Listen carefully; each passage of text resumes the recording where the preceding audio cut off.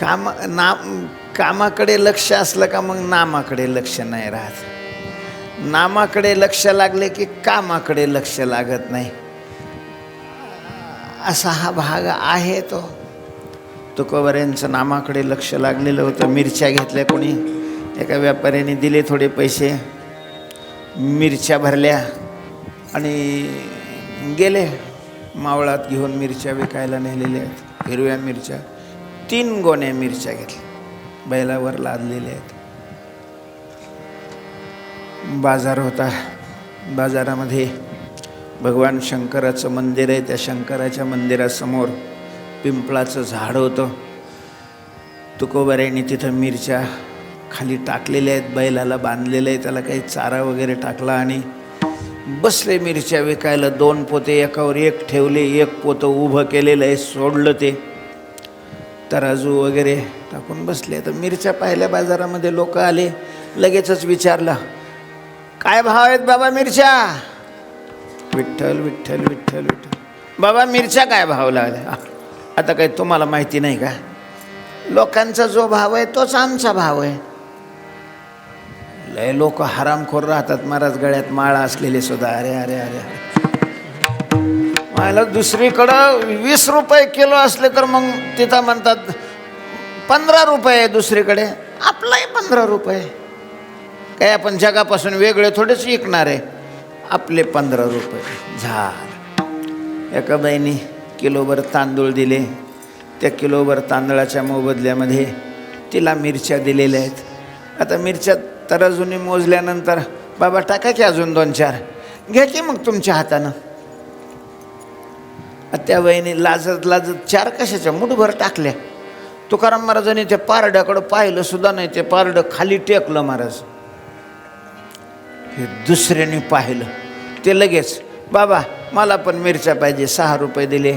त्या 6 रुपयाच्या मिरच्या, पण मग मिरच्या वजनाच्या कमी आणि वर टाकण्याच्या जास्त. कारण वर तुकाराम महाराज नाही, ज्याला घ्यायच्या त्यांनी त्याच्या हाताने टाकायच्या, आणि तुकाराम महाराज तिकडं पाहतच नव्हते. लोकांनी पाहिलेले महाराज, ज्यांना मिरच्या घ्यायच्या नव्हत्या, पैसेही आणलेले नव्हते, ते म्हणे घरी जाऊन पैसे आणूस तर मिरच्या राहणार नाही. असं द्यायला लागल्यानंतर कोण ठेवणार आहे? हे गर्दी म्हणे, बाबा मिरच्या लागतात आम्हाला, पण पैसे नंतर आणून दे. चालतील ना म्हणे, चालतील ना. महाराज हा हा म्हणता म्हणता ते पहिलं पोतं संपून गेलं. पण मग एवढी गर्दी झाली, कारण कानोकानी वार्ता कळाली ना, तुका शेठ लयच भला माणूस आहे. म्हणजे लोकाला भला माणूस कोण वाटतो? जो ह्यांना फुकट देतो. काय ह्या वृत्त्या आपल्या आशा झालेल्या आहे काय माहिती महाराज. घेऊ नये कोणाचं फुकट, आणि कष्टापुरतंच घ्यावं, कष्टाच्या जास्त सुद्धा घेऊ नये. विनोबा भावे यांचं एक पुस्तक आहे, तर त्याच्यात त्यांनी असं म्हटलेलं आहे, तुम्ही जर 10 रुपयाचं काम करत असाल आणि 10 रुपयाच्या कामाचा मोबदला 15 रुपये घेतला, तर तुम्ही 5 रुपये त्याची चोरी केलेली आहे. 5 रुपये त्याची चोरी केलेली आहे. तुम्ही जर 2 तास एखाद्याचं काम केलं, तुम्ही जर 2 तास एखाद्याचं काम केलं, तर 2 तासाला किती पगार असावा? त्याला काय मर्यादा आहे? महाराज 50-50 हजार जर 2 तासाचे तुम्ही घेत असाल, तर तुमचा त्याच्यात ही किती आहे आणि तुम्ही त्याच्यात चोरी किती केला? म्हणजे मी विनोबा भावेने जे सांगितलं ते तुम्हाला सांगत होतो. चोरी आहे, चोरी. जेवढा श्रम केलेला आहे आपण, तेवढाच अशा प्रकारचा दाम घ्यायला पाहिजे. आणि महाराज अशा प्रकारचं घेणाराला तो दाम सुखी ठेवतो, आनंदी. अशा प्रकार हरामाचं ज्यांनी गोळा केलेलं आहे ते आनंदी नसतात, सुखी नसतात. लोकांना वाटतं की पैशावाले सुखी हो, त्यांना काय कमी आहे. ह्याला जगाची कमी आहे. त्याला तुला लय दिसतं ना, त्याला अख्ख्या जगाची काय असते? कमी अशा प्रकारचे असते. म्हणून आचार्यांनी, श्रीमद शंकराचार्यांनी प्रश्नोत्तरी नावाचा छोटासा ग्रंथ लिहिलेला आहे. आणि महाराज त्याच्यात असं लिहिलेलं आहे, कोवा दरिद्रो. दरिद्री कोण आहे? दरिद्री कोण आहे? तर तिथं ज्याला तारखाच मिळत नाही तो दरिद्री असं नाही लिहिलेलं. आचार्यांनी त्याचं जे उत्तर दिलेलं आहे महाराज, विशाल तृष्णा, यस्य विशाल तृष्णा, ज्याची आग मोठी आहे, तो गाडीत कोणत्या जातून फिरतो काय नाहीये, दलिंदर आहे, दरिद्री आहे. तो गृहस्थी असला तरी दरिद्री आहे, वानप्रस्थी असला तरी दरिद्री आहे, संन्यासी असला तरी दरिद्री आहे. ज्याची तृष्णा आग मोठी आहे, एक नंबरचा दरिद्री आहे तो, एक नंबरचा. आणि हे सोम्या गोम्यानी नाही लिहिलेलं. हे जे मी वाक्य तुमच्या पुढं म्हटलेलं होतं, श्रीमद आद्य शंकराचार्यांच्या पुस्तकातलं अशा प्रकारचं हे वाक्य आहे. आता लोकांच्या ठिकाणी तृष्णा तर असतेच. दुसरं पोतो पण इतकी गर्दी वाढली, तुकाराम महाराज म्हणे बाबा आता मी कोणाला वाटून देऊ, वजन करून द्यायला इतक्या लोकांना एकदम कसं काय, जा तुम्हाला जेवढे घ्यायचे तेवढे घेऊन जा. दुसरं पोत उचकलेलं आहे. आणि मग असं एवढं मोकार असल्यानंतर महाराज फुकट म्हणलं का लोक विचारच नाही करत. मागं एकदा प्रवचन कबीर मठात चालू होतं, तिथं त्या उद्धव घाटावर कोणीतरी कपडे वाटायला आणले होते. नेमकं प्रवचन सुटलं आणि ते कपडे वाटायचा कार्यक्रम, हे गर्दी. त्याच्यात एक पोरग ते शेवट गेलं तेव्हा बाकीचे कपडे संपले होते, एक साडी राहिली होती, ते साडी घेऊन आलं बा. तर मी म्हणलं तू हे कशाला आणली रे, तुला काय काम आहे, त्याचं लग्न नाही झालेलं काय नाही, तो घरी नाही, इकडं संस्थेमध्ये, आणि साडी घेऊन आला. पण मग फुकट मिळते ना महाराज. ह्या मनातून अशा प्रकारच्या वाईट ज्या अपेक्षा आहेत त्या फेकून द्याव्या, परमार्थ करणाऱ्याने त्या ठेवू नये.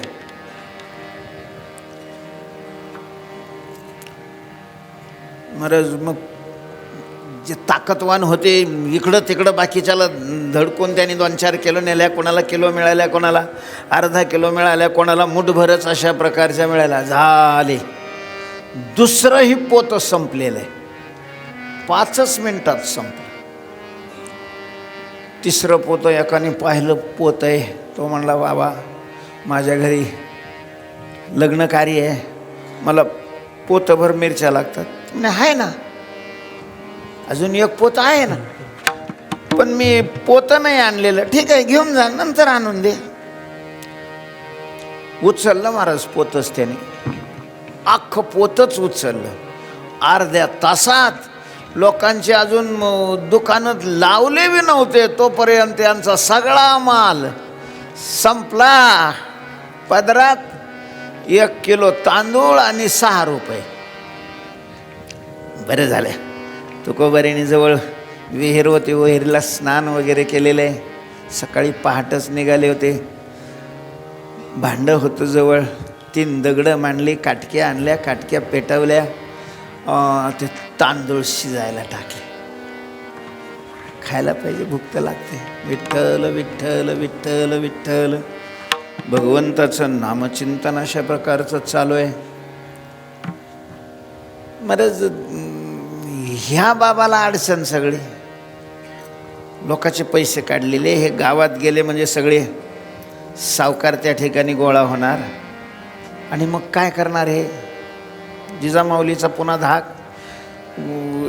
ते जे म्हण आहे ना, ती म्हण अशी उगीच आहे असं नाही महाराज. कोणची म्हण? नंगे को खुदा भी डरे है.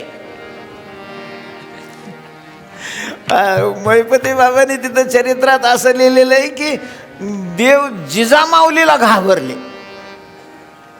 हे कायच करील. मग काय केलं त्याने? काय केलं महाराज? गड्याचं रूप घेतलं आणि ज्यांनी ज्यांनी मिरच्या नेल्या होत्या पैसे न देता त्याच्या घरी गेले. नाही ओ, अरे काय हीच तुमची वागण्याची पद्धत आहे का? काही थोडीफार लाज फीस धरी जा ना. काय झालं? कोण आहे तुम्ही? लगे आमची लाज कशी काय काढली? काय लाज कशी काय काढली? मिरच्या आणल्या आणि पैसे दिले का? तुम्ही कोण आहे? पण तुका शेठचा नौकर आहे, इथून नाव आहे माझं. पैसे आणायला त्यांनी पाठवले मला. द्या पैसे, द्या पैसे. त्यांनी थोडी आम्हाला मोजून दिल्या होत्या. कसे काय पैसे द्यायचे? वा, तुम्ही मग आमच्या मालकाला ओळखलंच नाही. अहो, त्याला मोजून नाही, त्यांनी नुसते पाहिले की वजन किती येते त्याच्या लक्षात येतो. सांगा बरं मग आमच्या मिरच्याचे वजन किती? त्यांनी लगेच कागद काढला. शामराव पवार ना? हां, 1.5 किलो मिरची आहे. बरंच त्या मिरच्या मोजल्या तर 1.5 किलो भरल्या. एक मिरची कमी नाही जास्त नाही. गुपचिप 1.5 किलोचे पैसे त्यांनी काढून दिले. ज्यांनी मिरच्या नेल्या होत्या सगळ्याच्या घरी जाऊन महाराज पैसे गोळा केले देवाने. एक राहिला शेवट. आता तो ठकच होता महाराज. तो इतक्या सहजासहजी काही पैसे देणार नाही. भगवंतांनी दावं फिवून नेलं तिथं आणि सांगितलं, ए, गोणी आणून ठेवलीस आणि पैसे कोण? तो बाप देणार आहे का? म्हणे, ए बाप कोणाचा काढतोस? कोण आहे तो? हे तुका शेठचा नौकर. तुका शेठ माझे संबंधी आहेत. आमच्याकडे कार्य असल्यामुळे त्यांनी मिरच्या दिलेल्या आहेत. ते म्हणे, वा, बाजारात आणि अख्खी गोणी तुझ्या लग्न कार्याकरता तुका शेठने दिली आहे. मग हे नाव कसं काय मला माझ्याकडे दिलेलं आहे? त्यानं पाहिलं, कागदच दाखवला. बाकीच्याचे सगळे जमा जमा जमा आणि त्याचं शेवटी नाव. मिरच्या 1 गोणी किलो 40 किलो. ते वजन करून भरलं, 40च किलो भरली. तो म्हणला, नाही पैसे नाही देणार. तो म्हणे, कसा देत नाही तू? मला ठेवील का मालक कामावर पुन्हा? माझी बायका पोरं उपाशी नाही मारायचे. पैसे नाही देत, पैसे दे. तो नाही देत. तुला काय करायचं ते कर. काय करायचं ते. आता या मोठ्याने अशी भांडणं लागल्यामुळं आसपासचे लोक जमा झाली. महाराज देवाने काय केलं, त्याच्या कडीला असं दावं बांधलं, फास टाकला दाव्याला, घेतला गळ्याला फास लावून. लोक लागले घाबरायला. ते म्हणे, ए अरे पैसे दे. सगळ्या गावाची वरात लावतो काय तिकडं? शासन दरबारी दे पैसे. ते म्हणे, तुम्ही नका बोलू. तुम्ही नका बोलू म्हणजे इथं जर यांनी फाशी घेऊन मेला तर तू एकटा नाहीच असेल. हाणला महाराज गावातल्या लोकांनी. चांगला कुठला शेवट. ते म्हणे, मग मला मिरच्या नाही लागत, जाय घेऊन मिरच्या. मिरच्या घेऊन जा. आता बाजार संपल्यावर तुला लागत नव्हत्या तर आणल्या कशाला? तो पैसेच द्यावं लागतील तुला, नाही तर घेतो फाशी. महाराज त्याला पैसेच द्यावे लागले. त्याच्याही पैसेच काढून घेतले. सगळे पैसे जमा केले. असं गठोडं बांधलेलं आहे.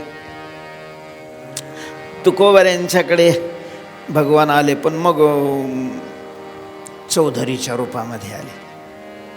नमस्कार केला. अहो तुका शेठ, बोला. हे आमच्या गावातल्या लोकांनी मिरच्या नेल्या होत्या, त्याचे पैसे. अहो पैसे दिले? हां, आमच्या गावातले लोक फार प्रामाणिक. माळकरी लोक खूपच प्रामाणिक. कोणाचं असं फुकट नाही घेत. सगळ्यांनी माझ्याकडं आणून दिले. हे पैसे सगळ्यांचे घेऊन आलो. त्या गोणीवाल्याकडून सुद्धा आणलेत, त्याने आणून दिले. पण नाही म्हणा होतं पैसे. तुकाराम महाराजाला आश्चर्य वाटलं. तोपर्यंत भात शिजलेला होता. त्यांनी सांगितलं, हो भात केलेला आहे, तूप मिळेल का? आमच्याकडं चौधरीनं ते 6 रुपये नेलेले आहेत. आणि एवढा 1.5 किलोचा तांब्या भरून आणलं महाराज तूप. तुकाराम महाराज म्हणतात, एवढंच तो पाहिलं तेवढ्या पैसेच? हो म्हटले, आमच्याकडं लय स्वस्त आहे तूप. गावाचं नाव नाही सांगणार मी. तुम्ही तिथून तूप येऊन इकडं येऊन एक साल, मला नाही माहिती ते गावाचं नाव. लय स्वस्त आहे म्हणे तूप. बरं झालंय, असं करा, भात शिजलेला आहे, तूप आलेलं आहे, बसा ना आमच्या पंक्तीला. भगवंतानी सांगितलं, वा अलभ्य लाभ. शंकर पाहतात, वारे आलं बेला, म्हणजे माझ्या मंदिर इथं येऊन आणि मला नाही, लगेच एक साधूच्या रूपामध्ये त्या ठिकाणी आलेला आहे. भिक्षाम देही, साधू भुक्याजलेला आहे. या की साधू बाबा बसा. चौधरी पांडुरंग, भगवान शंकर, तुकोबर आहे महाराज. सगळ्यांना ती खिचडी वाढलेली आहे, त्याच्यावर तूप टाकलेलं आहे, जेवण वगैरे झालेलं आहे, पैसे जमा झाले होते. तुकोबर आहे निघालेले आहेत देहूला. तर बाजारातच एकाने तुकाराम महाराजांना हेरलं होतं. येडच आहे महाराज. त्यांनी पितळाचं कडं घेतलं आणि त्याला सोन्याचं पालिश केलं. गाठलं बुवा रस्त्यात. बाबा खूप श्रीमंती आमच्या पूर्वजाची होती, पण दिवस पालटले. दुष्काळात काही राहिलं नाही. बँकेचं दुसऱ्याचं कर्ज आहे, जप्ती आलेली आहे. पैसे जर नाही भरले तर घरादारावर जप्ती येणार आहे. घरातलं काही विकता येईना गेले राजरोसपणे. लोक म्हणतील यांच्या पूर्वजांनी मिळवलं आणि हे दलिंदर पांढऱ्या पायाचे घरातलं विकायला लागलेले. काय करावं महाराज, हे घेता का तुम्ही? कडं दाखवलं त्याने. ते म्हणे बाबा एवढे पैसे नाही माझ्याजवळ बा, आता हे मिरच्या विकलेले एवढे पैसे. ते म्हणे तेवढे आता द्या, नंतर बाकीचे द्या. त्याला दिलं महाराज ते कडं आणि घेतले सगळे पैसे. याने बी घातले त्याच्या पदरात. आता देव तरी काय करणार? देहोत आले. देहोत तुकाराम महाराज मिरच्या विकून आले म्हटल्याबरोबर सगळे सावकार जमा झालेले आहेत. काय आणलं महाराज? किती देत आहे? ते म्हणे हे पाय, हे सोन्याचं कडं आणलेलं आहे, मोडा. तुमचे काही काही पैसे घ्या, आम्हालाही घरामध्ये काही खर्चाला द्या. ते कडं पाहिलं. एक जण त्याच्यातला जाणकार होता, त्याला संशय आला की सोन्याचं एवढं वजन नाही राहत, हे जास्त वजन आहे. त्याने ते आणून कानस आणून ते पाहिलं तर पालिश सोन्याचं आहे आणि आत तांब आहे. दिलं फेकून. अरे अरे अरे अरे अरे म्हटले, आम्ही तुला सांगतो की तू या विठ्ठलाच्या नादी नको लागू. तू काही सोडित नाही आणि त्याच्यामुळं तुझी ही फजिती. आता पुन्हा आमच्या दारात यायचं नाही, पहिले पैसे दिल्यानंतर यायचं. महाराज जिजाबाईंनी ते पाहिलेलं आहे, तळतळाट झालेला आहे. कायच करू या संसाराला? जिजाबाईला काही कळेना गेलं. तुकाराम महाराजांना कुठलाही सावकार दारात सुद्धा उभं करेना गेला. प्रत्येकाचे पैसे, यांचेही पैसे दुसऱ्याकडे, पण त्या मागायचं काही संबंधच नव्हता. दुष्काळ पडलं होतं, कोण देणार? शेवट जिजाबाई स्वतः गेलेले आहेत आणि एका सावकाराला सांगितलं की माझ्या पतीवर दे पैसे, त्याला जबाबदार मी आहे. आता जिजाबाईचे भाऊ मोठे व्यापारी आहेत, सावकार आहे, त्यालाही माहिती होतं. जिजाबाईंनी त्याच्याकडून 200 रुपये काढले. ते व्याज वगैरे कागद दिला. घरी आलेले तुकाराम महाराजांच्या पुढं ठेवले. महाराज तुम्हाला तर आता कुणी पैसे देतच नाही. हो ना, कुणीच देणं गेलं. हे माझ्या नावावर काढलेले आहेत. सरळ माल भरायचा आणि विकायला जायचं. 2-3 ठिकाण 2-3 बाजार करा आणि सरळ पैसे घेऊन इथं यायचं. उदारपणा तिकडं नाही करायचा. बरोबर, मी काय उदारपणा करतो? झालं महाराज. इकडं गुळ भरलेला आहे, कोकणात नेऊन विकला. कोकणात मीठ भरलेलं आहे, वरती बालाघाटावर येऊन विकलेलं आहे. तिथून अजून दुसरा माल भरला, पुन्हा कोकणामध्ये गेलेले आहेत. असे 2-4 बाजार केले. चांगली अशा प्रकारची कमाई झालेली होती. 300-350 रुपये झाले होते 200 रुपयाचे. सगळेच व्यापाऱ्यांनी माल विकून निघाले, तुकोबाराही निघालेत. त्या बाजारात एक विचित्र दृश्य तुकोबाऱ्यांच्या दृष्टीला पडलेलं आहे. एक ब्राह्मण, त्याच्या मानगुटावर लाकडी नांगर आडवा बांधलेला आहे, दाढी वाढलेली आहे, मिशा वाढलेली आहे. बरोबर त्याची बायको, पोरं लोकाला पैसे मागतायत आणि एक सरकारी शिपाई त्यांच्या पाठीमागे आहे. लोकाला पैसे मागितले की लोक म्हणतात, ओ मागणारे व्हा पुढं, दुष्काळ पडलाय, ज्याची त्यालाच काही नाही आणि तुम्हाला कोण देणार. तुकाराम महाराजाला दया आली, त्याला विचारलं, का रे बाबा ही काय परिस्थिती आहे. तो रडायला लागला. म्हटलं, मग काय सांगू बाबा, पोलीस पाटील की माझ्याकडे होती, पण भाऊबंधाने वरच्या अधिकाऱ्याला लाच देऊन माझ्या कारभारात दोष काढला. पोलीस पाटील की तर गेलीच, पण 300 रुपये दंड झाला. माझं सगळं होतं काही नव्हतं, त्याचे 50 रुपये झाले. 50 रुपये दिले. त्यांनी सांगितलं 250 रुपये राहिले अजून. 250 रुपये भीक मागून आणून दे, नाही तर काही कर. आणि दिलं त्याच्या खांद्यावर नांगर. आणि ते असे बाजारात भीक मागायचे, कोण द्यायचे, 2-5 पैसे मिळायचे. तुकाराम महाराजाला दया आली. त्याने सांगितलं, काळजी करू नकोस. त्या सरकारी माणसाला बोलून घेतलं, किती राहिलेले यांचे. 250 रुपये. काढले ना 250 रुपये. 250 रुपये दिले त्याला. तिथं जाऊन त्याची पावती वगैरे घेतली, पैसे मिळालेचे. न्हाव्याला बोलवलं. त्याचे सगळे केस वगैरे कापलेले आहेत, कितीतरी दिवसापासून उपाशी होते. पुन्हा उरलेल्या पैशाची शिदा सामुग्री घेतलेली आहे. स्वयंपाक केला. अजून 5-10 ब्राह्मण बोलावले आणि पुरणपोळीचा स्वयंपाक त्यांना खाऊ घातला. दक्षिणा दिली. पुन्हा त्या ब्राह्मणाने आशीर्वाद दिला, बाबा पांडुरंग तुझ्यावर कृपा करेल. बस म्हटले, मला हेच लागतं, दुसरं काहीच लागत नाही. ते निघून गेल्यानंतर मग तुकाराम महाराजांच्या समोर जिजाबाईचा चेहरा आला.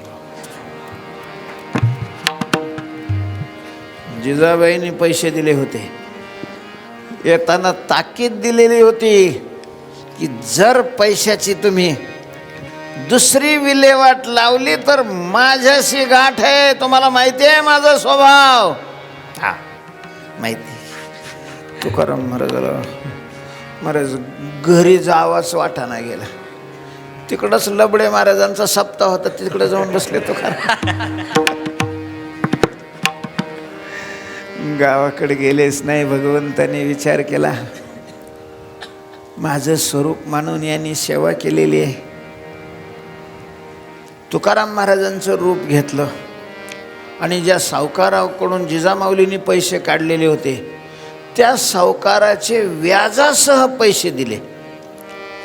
पैसे मिळाल्याची पावती अशा प्रकारची त्याच्याकडून लिहून घेतली आणि पुन्हा त्याच्याकडं 5 होन दिले आणि सांगितलं की ही पावती आणि होन जिजीला नेऊन द्या.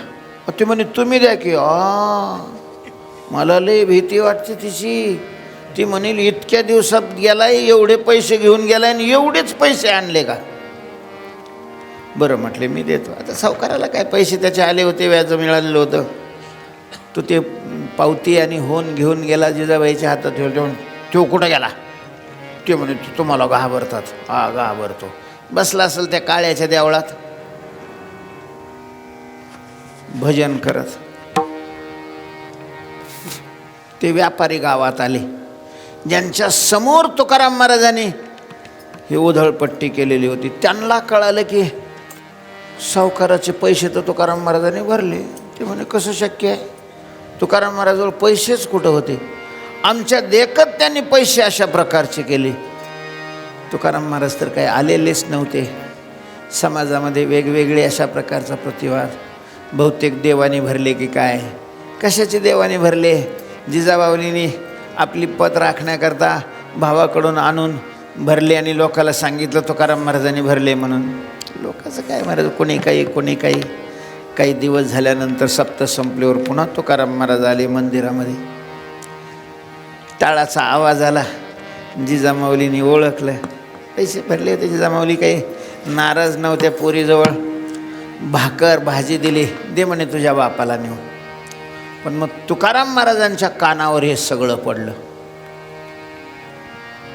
तुकोबाराय म्हणतात, पांडुरंगा किती तू दयाळू आहेस, किती काळजी करशील. जर तू अशा प्रकारची सगळी जबाबदारी घेतोच आहे तर मी माझा वेळ विनाकारण तुझ्या भजना वाचून हे बाकीचे उखंडे उकरण्याकरता का घालू. आणि तुकोबारायांनी महाराज निश्चय केला नाही, तुकाराम महाराजांनी नियम केला. आता पैशाला स्पर्श करायचा नाही. द्रव्याचा तो आम्ही धरितो विठाळ, दया पाठी